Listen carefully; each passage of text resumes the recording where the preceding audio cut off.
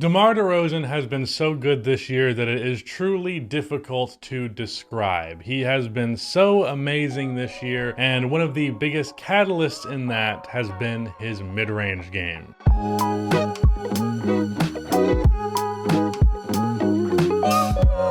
If you end up enjoying this video, please be sure to subscribe for more NBA content and drop a like, as it only takes one click and it makes the video perform way better in the YouTube algorithm. It is much appreciated. Also, go check out the podcast. The newest episode is out now and it is live 2 times a week, every Wednesday and Sunday, and it's a blast, and the last one was really enjoyable. So if you want to see a podcast live, basketball podcast, go check that out. Link will be in the description. Also, one last thing, I had a friend of mine put together a survey about viewers from this channel and like what you want to see from this channel and what you think of things in this channel and all that.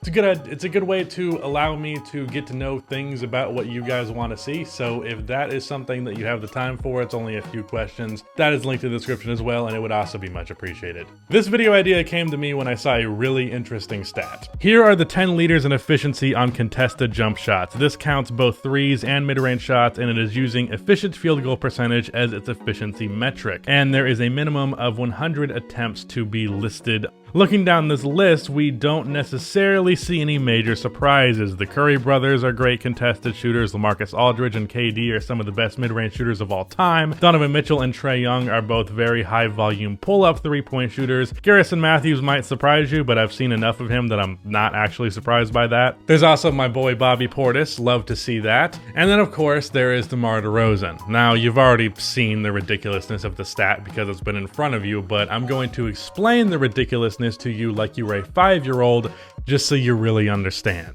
DeMar has taken 143 more contested jumpers than the next highest volume shooter in Kevin Durant, 245 more than Steph at third, and 394 and 407 more attempts respectively than the 2 top players in efficiency on contested jumpers. He is tied for third in contested jumper efficiency while leading the league in contested jumpers by a mile, to the point where that volume well makes up for that 0.2% difference in efficiency. DeMar DeRozan is the best contested mid-range shooter in the NBA this season, and that is not an opinion, that's just an objective fact. And looking outside of just the contested jumpers and just his mid-range jumpers period, DeMar this year has 30% of his shots coming from 10 to 16 feet and 27% of his shots coming from 16 feet to just inside the three-point line. Nearly 60% of his shots as a whole are from the mid-range area, and he is shooting 54% from 10 to 16 feet and 47% from 16 feet to just inside the three-point line. These numbers on that volume, on that efficiency, are some all-time mid-range shooting numbers. DeMar is having one of the best mid-range shooting seasons the league has ever seen. To compare him to some of the all-time great mid-range shooters, Kobe Bryant has never shot that well from either distance, nor has he quite reached that volume. MJ has shot better from 16 to inside the three-point line, but not 10 to 16 for the years his shooting was tracked, that is. I'm sure he has other seasons that were better. Same exact thing goes for Dirk. He only has 1 season better from long range. CP3 has shot better from 10 to 16 feet once, and that's actually been this season. And Kevin Durant has 1 season where he shot better than DeMar from 10 to 16 feet this year, and a handful better from 16 feet to the three-point line, to be fair. But basically the point that I'm getting to here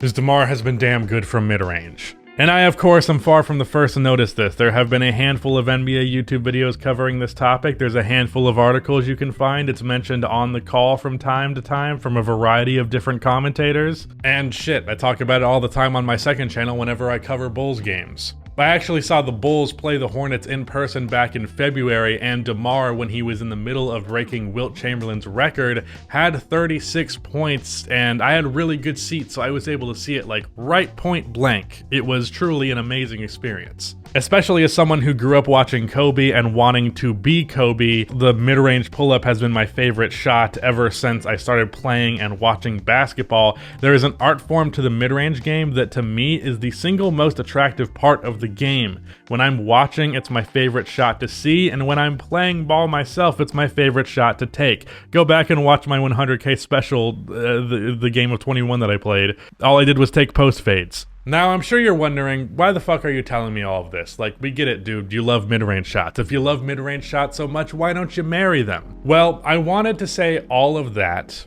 before I said this. Holy fucking shit, am I tired of the discourse around mid-range shooting in the modern NBA.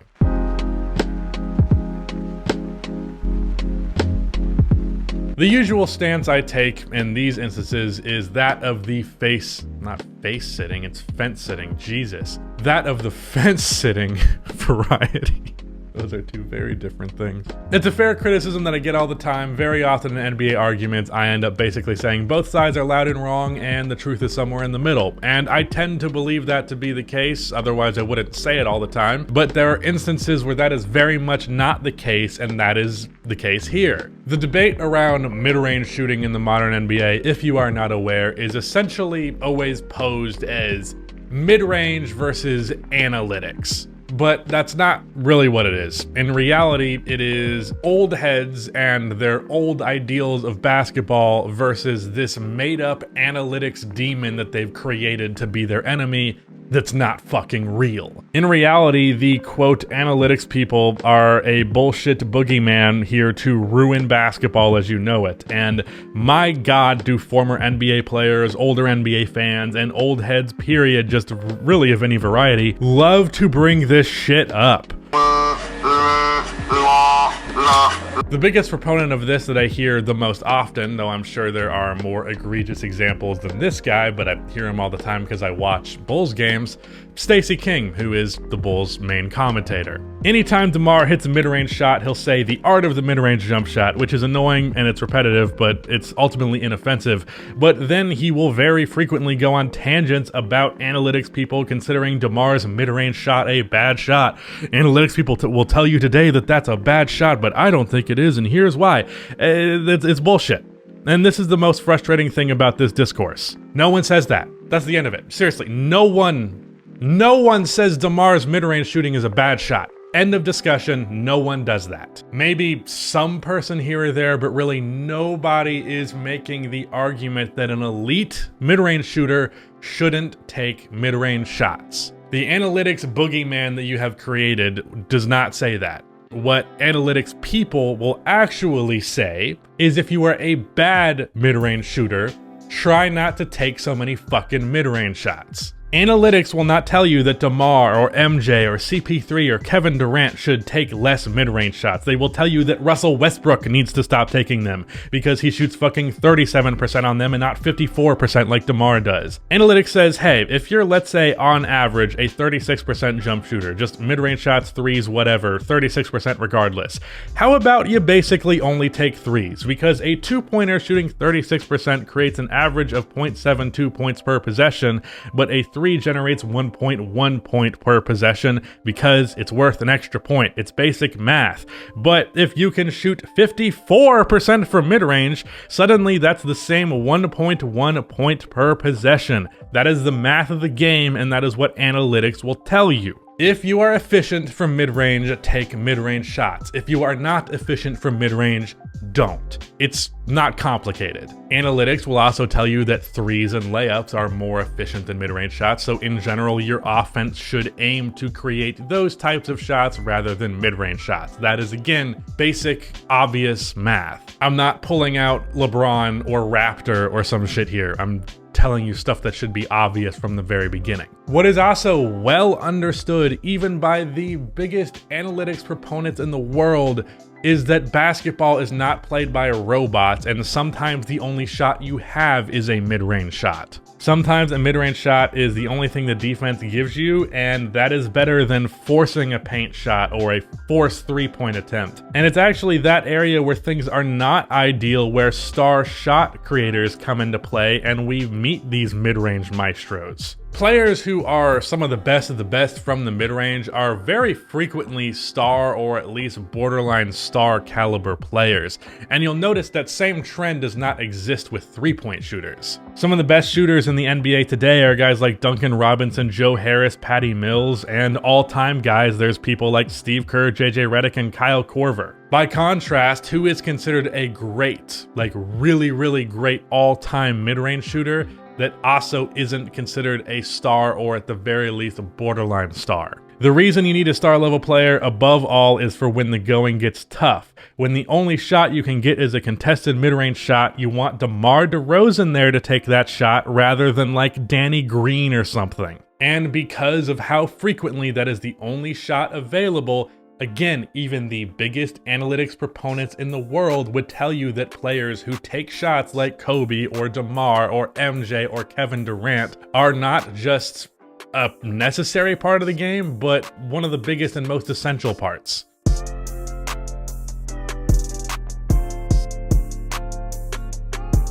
The title of this video is Keeping the Midrange Alive, and if it did not confuse people, I think it will, so I'm not going to do this.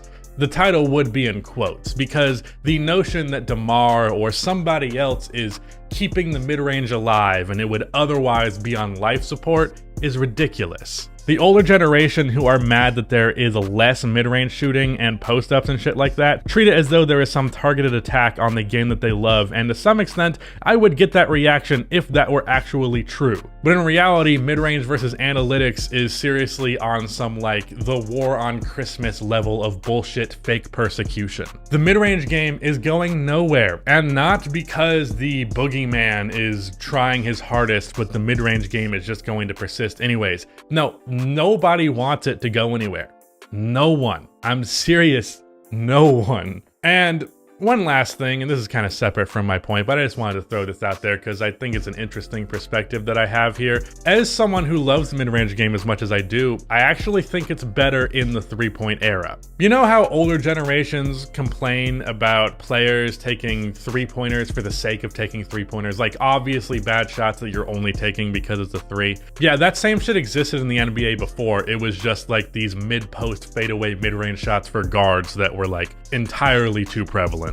Go and watch footage of a random team from the 2000s. I'm not talking about a team with a superstar all-time mid-range shooter. I mean like go watch the 2004 Washington Wizards with Larry Hughes taking 28% of his shots from long two while hitting just 34% of them. Shit like that was everywhere. That's what the game was. Now, there are less mid-range shots, but the mid-range shots that do exist are way higher quality looks, so the players who are taking a high volume of mid-range shots are the players actually capable of making a high volume of mid-range shots. If anything, analytics to me has made the mid-range game more pure. It weeded out the poor mid-range shooters, and now when you're watching a player who takes 5 or more mid-range shots a game, you are almost always watching a master of his craft. What if only Steph, Clay, KD, Harden, and other shooters in that tier were the only players who took a lot of threes? Yes, it is less threes, but the threes that are going up are sure to be damn pretty. To me, that makes mid-range shooting today more special than it has ever been and more fun to watch than it has ever been. But if that is not your perspective, still, quit being a fucking baby. The mid-range shot is going nowhere. Shout out to Rudy for editing this video. That is the end of this video. Please be sure to like and subscribe for more NBA content like this, and keep the outro music.